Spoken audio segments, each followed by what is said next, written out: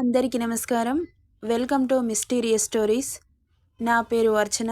ఈరోజు కథ నువ్వే నా శ్వాస. సీత గురించి వినగానే ఏం చెప్పాలో అర్థం కాలేదు ఆమెకి. ఏం బాధపడకు తల్లి, మంచి వాళ్ళకెప్పుడు మంచే జరుగుతుంది. నీ భర్తకు నువ్వు మెల్లగా అర్థమవుతావు. ఆయనకి దూరంగా వచ్చేసావు కదా, నువ్వేం బాధపడకు. నీకు ఎన్ని రోజులు కావాలనిపిస్తే అన్ని రోజులు ఇక్కడే ఉండు అనింది కుసుమ. థ్యాంక్ యూ ఆంటీ అని కృతజ్ఞతగా చూసింది సీత. ఇక ఆఫ్టర్నూన్ లంచ్ కూడా సీతనే ప్రిపేర్ చేసింది. ఇక తన చేతి వంట తిన్న అందరూ, ఈరోజు వంట ఎవరు చేశారు మామ్, ఇంత టేస్టీగా ఉంది అన్నాడు విరాట్. సీతే ఈరోజు వంట చేసింది నాన్న అనింది కుసుమ. ఇంత బాగా వంట చేస్తారా, చాలా బాగుందండి అన్నాడు. చిన్నగా నవ్వింది సీత. మీరు నవ్వితే కూడా చాలా బాగున్నారు అన్నాడు. టక్కున నార్మల్గా పెట్టింది ఫేస్. అబ్జర్వ్ చేస్తున్నాడు ఆమెని. అతని కాంప్లిమెంట్కి ఇబ్బంది పడడం. మీరేమైనా నా మాటలకి ఇబ్బంది పడుతున్నారా సీత అన్నాడు. అయ్యో అదేం లేదండి అనింది.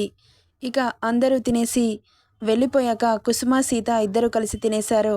ఇక్కడ ధీర్ సీత ఎక్కడికి వెళ్ళిందోనని సిటీ మొత్తం జల్లెడ పడుతున్నాడు. ఒకవైపు సావిత్రి ప్రతాప్, ఇంకోవైపు ధీర్. ఎంత వెతికినా సీత జాడ దొరకలేదు. ఈవినింగ్ అయింది. ఇంటికి నీరసంగా వచ్చేశారందరూ.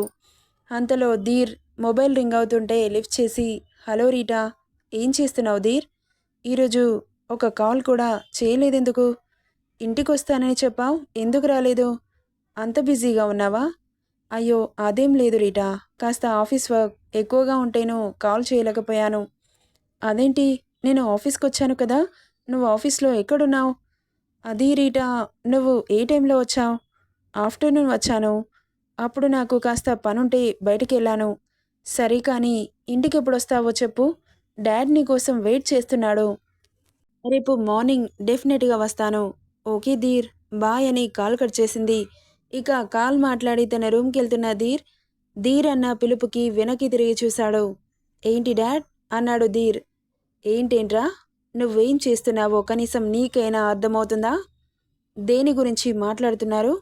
షట్ అప్ ధీర్, ఏం తెలియనట్లు మాట్లాడకు. సీతని ఏం చేయాలనుకుంటున్నావు? నేనేం చేయాలనుకున్నాను?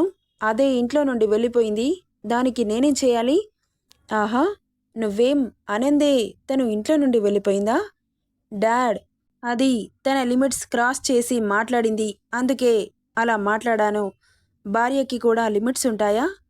తను భార్య అని నేను చెప్పానా?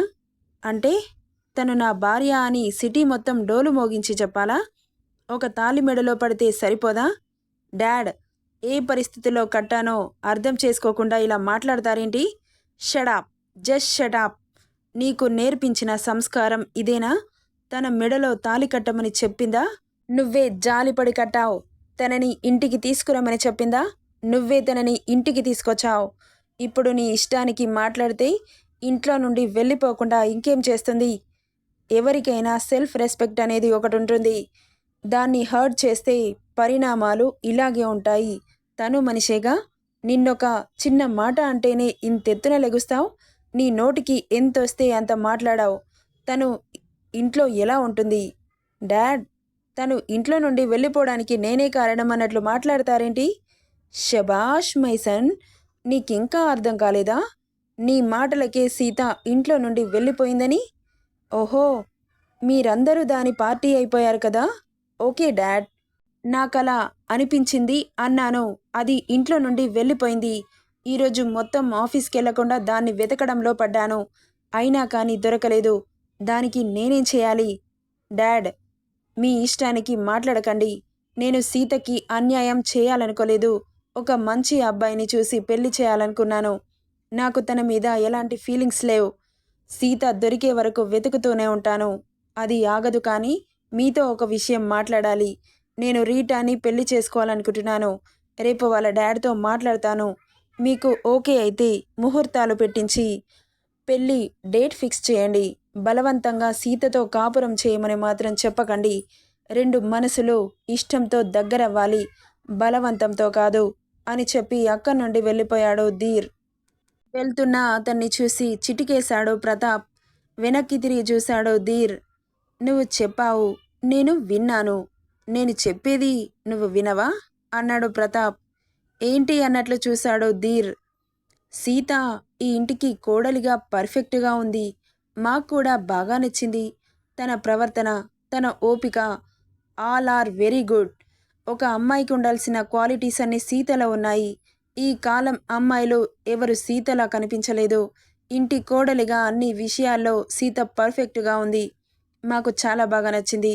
ఇక నీకు నచ్చలేదు అంటున్నావు కాబట్టి మాకు కూడా నువ్వు తెచ్చే కోడలు నచ్చాలి.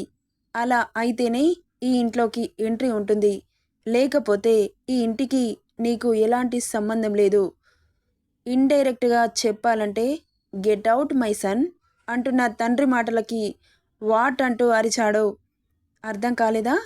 నువ్వు తీసుకొచ్చే అమ్మాయి అన్ని రకాలుగా మాకు నచ్చాలి. అప్పుడే మీ పెళ్ళిని జరిపిస్తాం. అర్థం కానట్లు అయోమయంగా చూస్తూ ఉన్నాడు ధీర్. సావిత్రి కూడా. తను పెళ్ళైన తర్వాత కదా ఇంట్లోకొచ్చేది. మీకు నచ్చిన తర్వాత మా పెళ్లి చేయడం ఏంటి? పెళ్లికి ముందు తన గురించి ఎలా తెలుస్తుంది మీకు? అన్నాడు ధీర్. ఎలా అంటే పెళ్లికి ముందు ఒక 1 వీక్ ఆ అమ్మాయి ఇంట్లో ఉండాలి. తన ప్రవర్తన మాకు నచ్చితేనే మీ పెళ్ళి మా ఇష్టంతో జరిపిస్తాం. లేదంటే అప్పుడు కూడా ఆమెని పెళ్లి చేసుకుంటాను అంటే ఇక నీ ఇష్టం, నీ కర్మ. ఈ ఇంటికి నీకు ఎలాంటి సంబంధం లేదు. అన్ని తెగదింపులు చేసుకొని ఆమెని తీసుకొని ఇంట్లో నుండి వెళ్ళిపోవాలి అన్నాడు ప్రతాప్ సీరియస్గా. మీరేం మాట్లాడుతున్నారండి? పెళ్ళి కాకుండా ఆ అమ్మాయి మన ఇంట్లో ఉండడం ఏంటి? పెళ్ళి కాని అమ్మాయి అబ్బాయి ఒకే ఇంట్లో ఉంటే ఏదైనా తప్పు జరిగితే? నా కొడుకు మీద నాకు చాలా నమ్మకం ఉంది సావిత్రి. నువ్వేం టెన్షన్ పడకు. ఇద్దరు వేరు వేరు గదిలో ఉంటారు. మీరు చెప్పిన దానికి నేను ఒప్పుకుంటున్నాను డాడ్. ఓకే, ఆ అమ్మాయిని ఈరోజే ఇంటికి తీసుకురా అని చెప్పి అక్కడి నుండి వెళ్ళిపోయాడు ప్రతాప్. భర్త మాటలకి ఆశ్చర్యంగా చూస్తూ ఉండిపోయింది సావిత్రి. రూమ్కి వెళ్ళిన ధీర్ ఆలోచనలో పడ్డారు. రీటాకి కాల్ చేసి పెళ్లి మ్యాటర్ చెప్పేద్దామా? ఏ పరిస్థితిలో జరిగిందో తనకి క్లారిటీగా చెబితే అర్థం చేసుకుంటుందేమో. ఇప్పుడు డాడ్ చెప్పిన మ్యాటర్ తనకి చెబితే డౌట్స్ రేజ్ అవుతాయి. సీత మ్యాటర్ చెప్పడమే మంచిది. ఇలా చెప్పకుండా దాచిపెడితే తనకి మ్యాటర్ తెలిస్తే బాధపడుతుంది.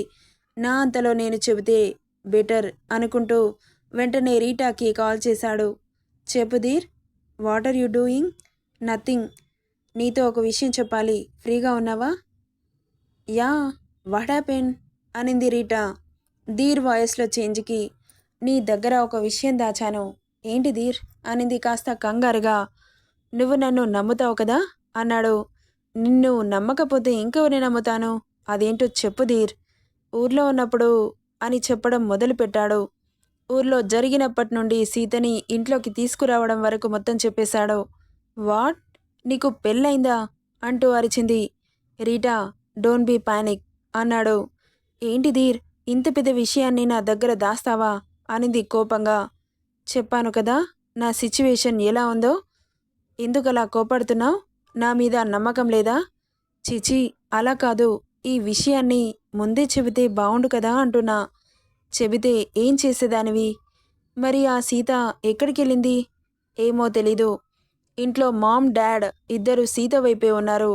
అది వాళ్ళిద్దరినీ దాని వైపు తిప్పుకుంది. ఇప్పుడు డాడ్ నాతో సవాలు విసురుతున్నాడు. నిన్ను పెళ్లి చేసుకోవాలంటే నువ్వు వాళ్ళకి నచ్చాలంట. అందుకే ఒక 1 వీక్ మా ఇంట్లో ఉండాలంటున్నాడు.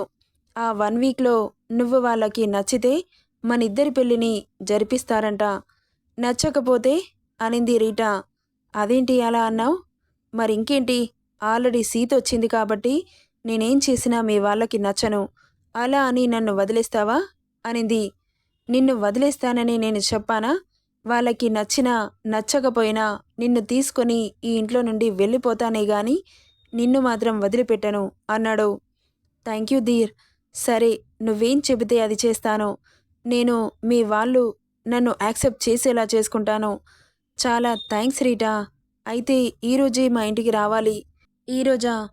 ఎక్కడికి వెళ్తున్నావంటే ఇంట్లో ఏం చెప్పాలి అనింది కంగారుగా. ఫ్రెండ్స్తో టూర్కి వెళ్తున్నామని చెప్పు.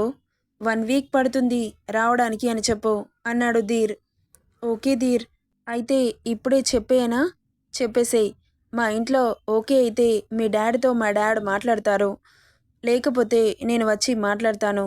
ఓకే ధీర్, ఇప్పుడే రెడీ అవుతాను, నువ్వొచ్చి పిక్ చేసుకో అని చెప్పి కాల్ కట్ చేసింది రీటా. నెక్స్ట్ పార్ట్లో రీటాని ఇంటికి తీసుకొస్తాడో లేదో చూద్దాం. ఈ స్టోరీ ఎలా ఉందో కామెంట్ చేయండి guys. Thank you for listening. మరిన్ని స్టోరీస్ కోసం మన ఛానల్ని సబ్స్క్రైబ్ చేసుకోండి.